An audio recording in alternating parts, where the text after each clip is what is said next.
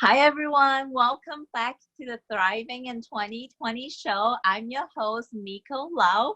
And on today's episode, I interview an amazing individual. Her name is Dr. Tiffany Stewart.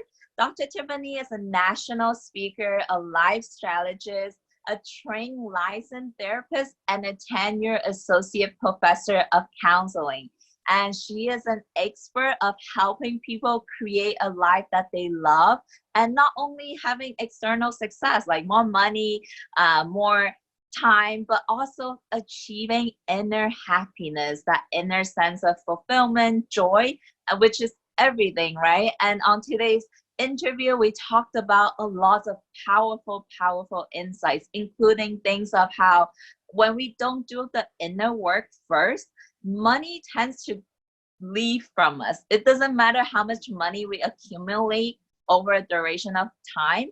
But if we don't do the inner work first, that money will not stick around. And we also talk about how when we get so clear on exactly what it is that we want to create in life, we just don't have room or space for things that we just don't want to create, right? So it's so important to have that vision, so important to know what it is that we want to create. And but the most important thing, again, going back to what I mentioned before on this interview, is that inner work, working from inside out, fulfilling our purpose, getting to know who we are is so important when it comes to building financial wealth in our life. So this is a very new way of looking at things, but it's so powerful. So I hope you enjoy this interview. And just a quick side note, apologies for any background noise you hear. I'm traveling right now and had to get a last minute Airbnb, and there's just so much noise going on. I hope you focus on exactly what Dr. Tiffany is sharing, and hopefully the noise is not too distracting. Okay, hope you guys enjoy the interview. Hi, Dr. Tiffany. Welcome so much to my Thriving in 2020 show. I am so excited for this conversation with you today. I know that you're an expert in helping people create the ultimate best life. And I'm really excited because I know that you not only help people really build that successful life on the outside, but you really focus on that internal success, that internal sense of happiness, that sense of joy. And I think that is so important beyond all the time, all the money, all the health that we can achieve. It's about that sense of inner happiness. So thank you so much for being on this show, and thank you for your time and your expertise to share with our audience today. Just so happy to have you. Thank you so much for having me. I'm really pleased that you chose me to be a part of your summit, and I am happy and excited to be here with you. Awesome. So let's jump straight into the interview. You know, this is one thing that I love doing with all my featured speakers on the show is like just get to know your story a little bit before you become this amazing individual doing the work that you do today. Like, what was your backstory? Like, how did you end up being here today doing the work that you do? So maybe take us back in time a little bit before you had this realization, like, I want to do this work. I want to help people create a best life. Like, what was Dr. Tiffany doing back then? Oh, yeah. So it's been a long, very long journey for Mhm. me. And it was just me. I feel like just being a regular girl, I grew up, I'm the last child of 6 children. Um, and my mom was a single mother from the time I was 1. Mhm. Um, and, we grew up in an environment where it just was, I just wasn't exposed to a lot. Mhm. I wasn't exposed to a lot. It was just our family. It was our neighborhood. And that's really all that I knew. And I really didn't have a lot of expectations for my future. And I think I didn't have a lot of expectations for my future because a lot of expectations were not placed upon me. So I really didn't know what my full potential was, what I was capable of. And I just was really going about life, just kind of do, you know? Mhm. Um, and I feel like at some point, well, I went to college almost on a fluke. You know, I didn't plan to go to college. All of my sisters and brothers, except for one, had attempted to go to college, and none of them had finished college. None of them completed it. And I just assumed that that was also going to be my fate. And so I didn't go straight into college right after high school. And I was just, out here trying to find myself and just, again, having no expectations. And when people would ask me what I was doing with my life after graduation, I didn't have anything to say to them. Mhm. And so I got this great idea that I was going to enroll in college, and at least I would have something to say to someone, because I was like a party girl, and I used to like to go out, and my term party girl was I only wanted to go out and Mhm. to the clubs and dance. That's all I wanted to do. So I Yeah. did this like 5 nights a week. I'm from New Orleans, so we can do that every day of the week if you like. Uh, Fun. and yes, and so that just really was my life. So that's really how I ended up going to college, just really on a fluke. And I was like, Mhm. I had no intentions on finishing. And then when I got into college, I got into my first psychology course, because here's another thing also, nothing really interested me Mhm. when I was growing up, and I wasn't really good at anything. And, I wasn't a creative type. And, I wanted to be a cheerleader when I was in school, but I really wasn't very good at it. But I wasn't interested in being good at it, to be quite honest. I just really wanted the uniform because I wanted to take a picture in it. And, you know, um, and that's just really, I really had no clue. I had no Mhm. clue.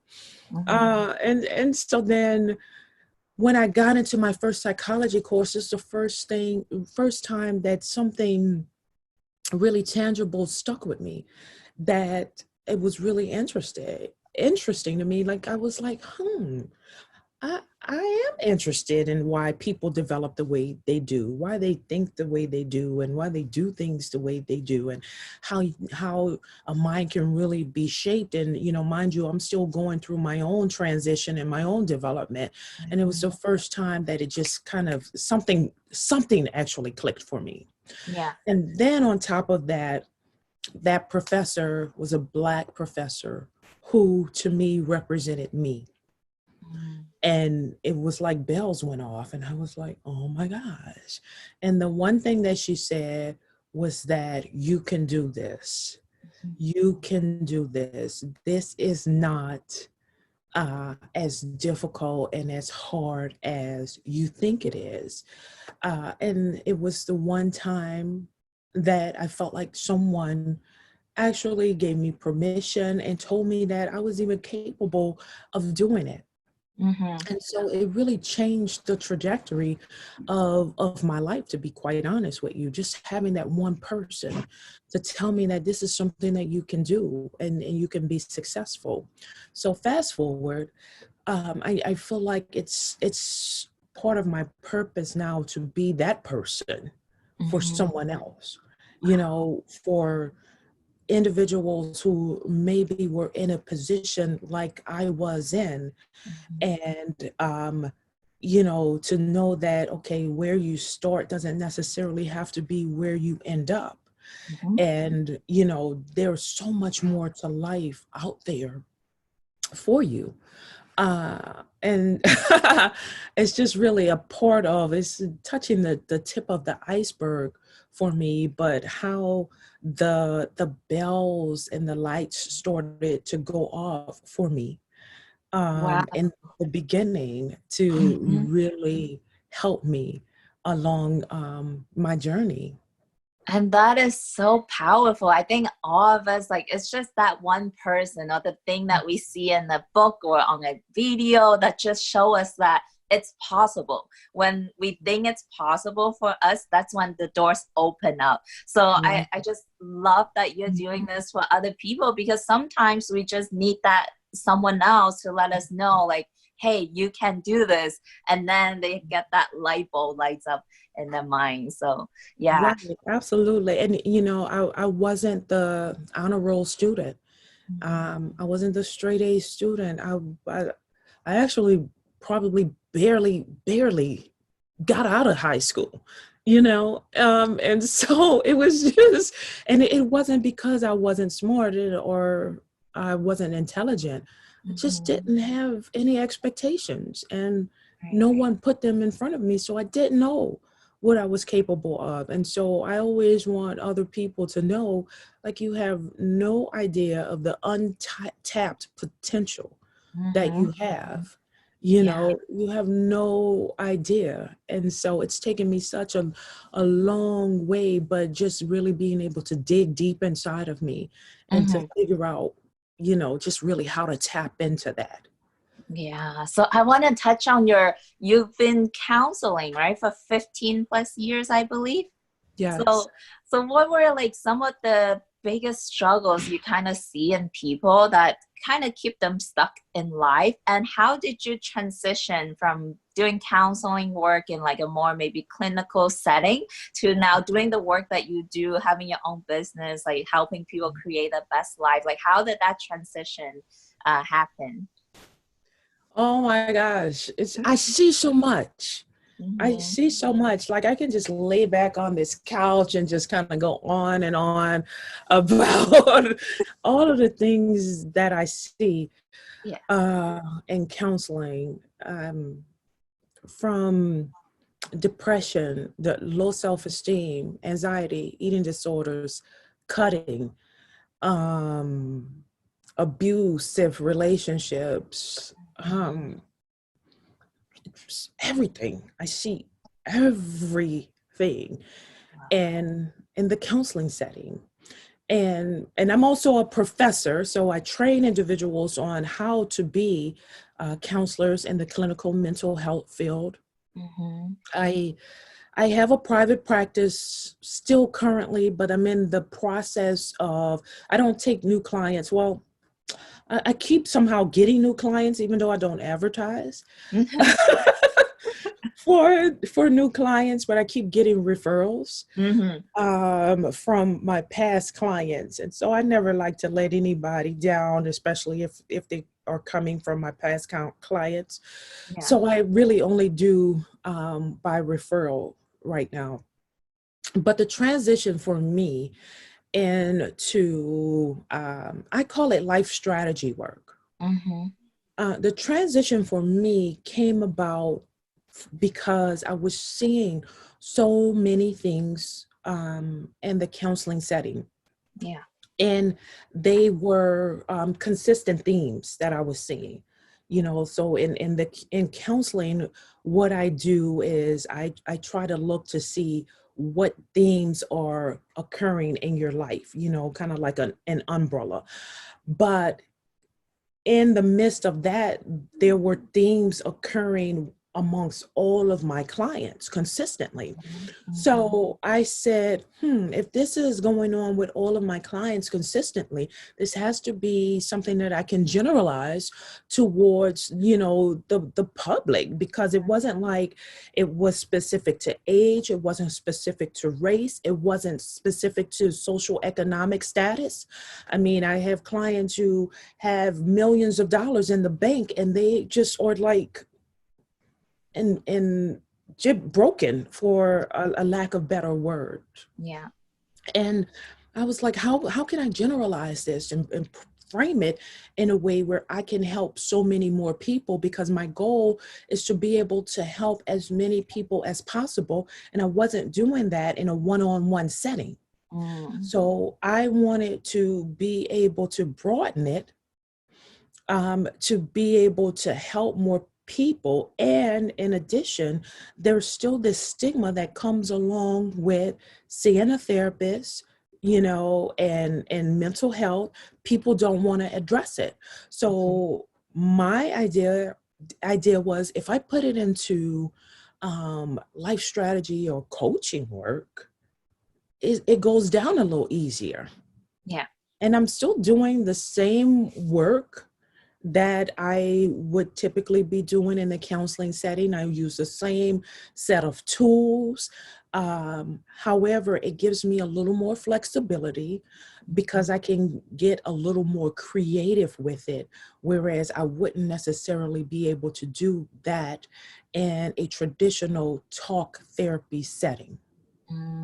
Got it. That makes perfect sense. There's definitely still a lot of stigma around seeking help in that area. And also the fact that you can reach a lot more people, like taking your work on the internet. Right. You can really touch so many more lives in that way. But I want to go back and touch on what you mentioned earlier, how like even as someone who have so much money, but they're still kind of broken on the inside. And this is one thing that, I mean, I know this show is going to be about teaching people how to like generate more financial freedom, and that's important. But one thing that I personally notice is like the more that we try to chase that outside of us, the more it runs away from us. But when we do that inside and out work that you help people do so well, that's when money tends to come to us instead. So like, do you want to touch on how that works? Like why inner work is so important when it comes to like building wealth, generating abundance in our life? Absolutely, absolutely. And just exactly like you said, it is my belief that when you do the inner work and you tap into what your purpose really is and the things that you are really, really good at, you don't have to chase the money. You know, money will find you, your gifts will make room for you. And so this is almost like a concept that is almost foreign to a lot of people I'm seeing now. Uh, because, I get this, you have to work, you work, I can sleep when I'm dead and da da da da, which is really interesting to me because I'm like, no, I need to sleep. I don't want to get premature wrinkles. I'm just like, I have to be well rested. I have to be in a good space. And I'm like meditating and I'm doing all of this. I have my facial regimens, rituals going on and all of It that. looks great. I, Your skin looks beautiful. Thank you. I mean, listen, I have to take care of myself and I have to work out and I need to eat right, but I also want to be a good person. And this is just, I, I really feel like I have to model the life that I am trying to get people to do. However, I feel like when you put money ahead of you, you don't do the inner work, money tends to, I mean, it will leave. And here's what happened for me, what really sealed the deal for me with this perspective. And it changed everything for me. When I was 23 years old, I bought my first property. Um, and I became a landlord at 23 years old, which was great. Mhm. And then I bought another property, and then I got another property. So by the time I was 30, I had like five rental properties. So I was on my way to being this real estate mogul, right? Mhm. And I started identifying myself with the things, Mm. the material things and the money. However, interestingly enough, I still felt like I was broke because the money wasn't sticking, right? It Mhm. wasn't sticking. It wasn't in my bank account. So I was acquiring things, Mhm. but it was still, it was just going. It was going. It was going. I was like, I can't understand. I can't Yeah. understand why I'm not able to really be sufficient, self-sufficient, financially sufficient. Like I don't understand this. So that's when I made the decision to go back to school to get a PhD Mm. um, at 30. And 2 weeks to the date after I left Mm-hmm. to begin that program, Hurricane Katrina hit my hometown of New Orleans. And I lost all of my property. Wow. So before I left, I had this plan that was a really well sought out plan. Like I was going to be comfortable. I wasn't going to have to work. I wasn't Mhm. going to have to, worry about money because I had, this income coming in, wiped it all out. So I had no income. And I Mhm. was no longer able to refer to myself as Tiffany, who is the upcoming real estate mogul, Tiffany who has the property, Tiffany who has this, Tiffany with the this, Tiffany with the that. I was just Tiffany. Mhm. And I didn't know how to handle it because I had nothing to attach to my name. It was just me. It was just me. And I had to show up as me. Whereas before, I was able to hide behind all of the things and what people thought I had. I was able to hide behind it. So it made me feel very, very vulnerable. Like I was just standing in front of, a bunch of people just naked because I had to show up as me. And then who was I? I didn't know. I didn't know who I was Mhm. outside of all of these things, these material things. And that's when the work started for me. Now I had to learn who Tiffany was Mhm. and how I was going to show up in the world and who I was going to show up as. And that is where, things just became so difficult. I bet. Yeah. I didn't know. I didn't know.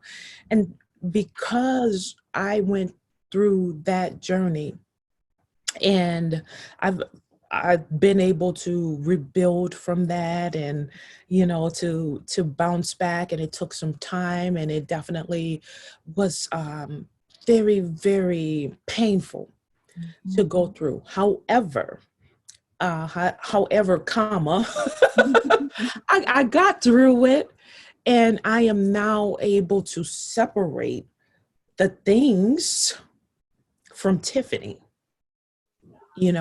So I am no longer connected to my titles and my licenses and the things that I have, because I show up as me, and Mhm. it's just raw, and it is who it is, and you take me or you leave me, I really don't care. And it's such an authentic place to be in, but I find so few people who are able to separate who they are from what they do or what they have.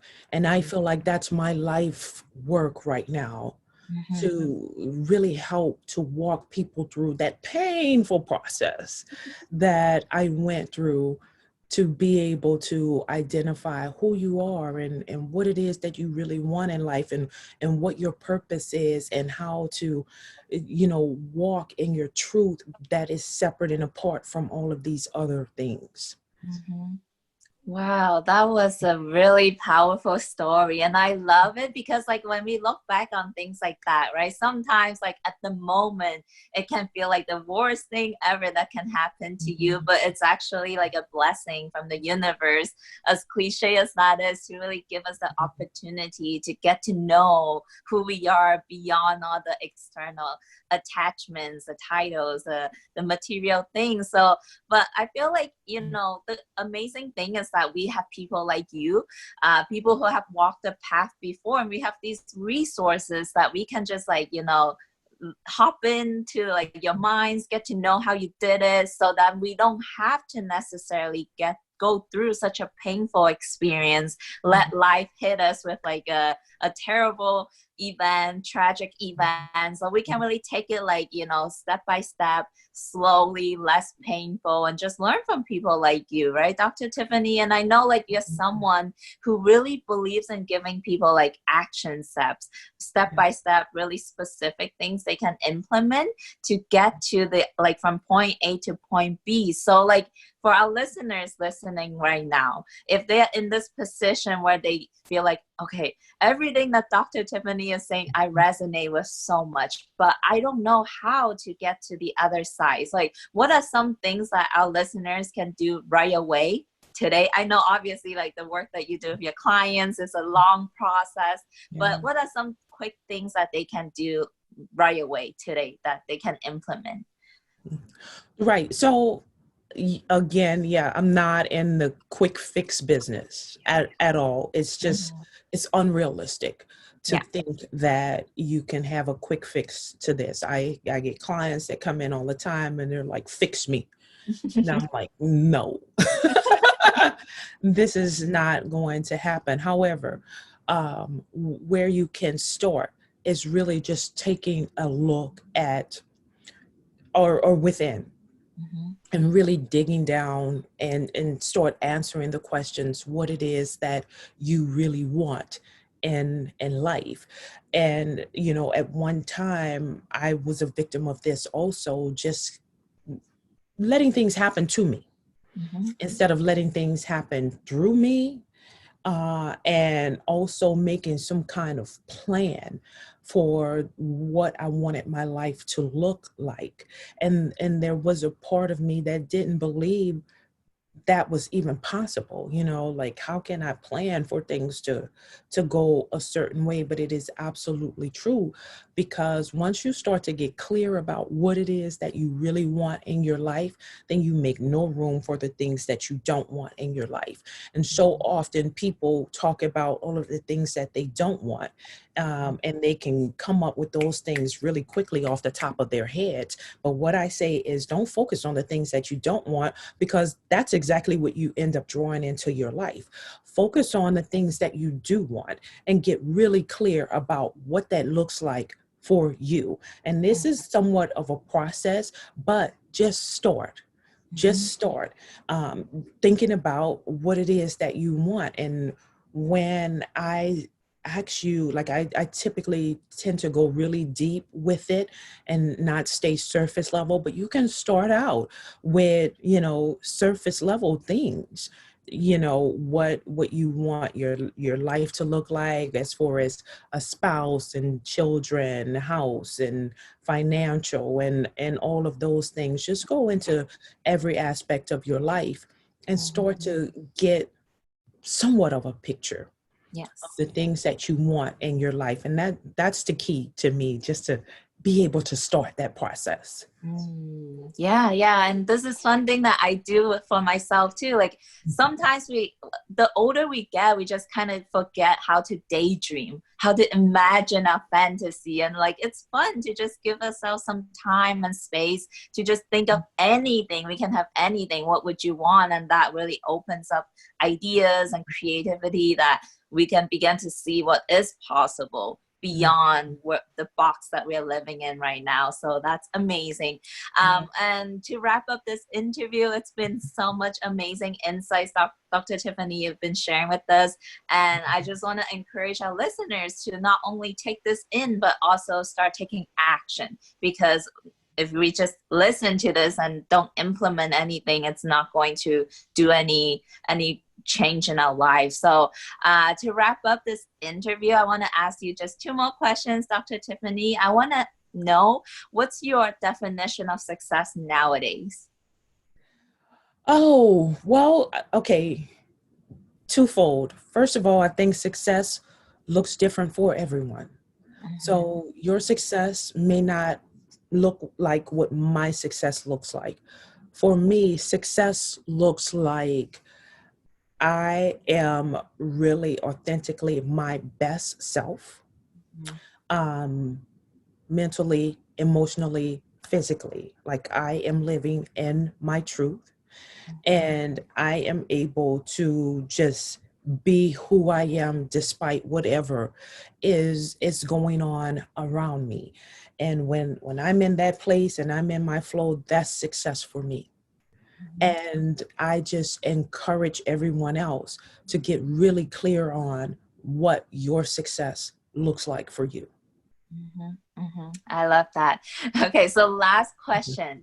Um, I do acknowledge that there may be someone out there listening right now, and they may be at a position where everything is just really difficult. They might be on the far end of the stick where things are just so dark, and it's really hard to see anything positive in the life, right? So if they're in that position right now, if they're listening, what are some words of encouragement you can give them to maybe, help them feel better just from this interview alone?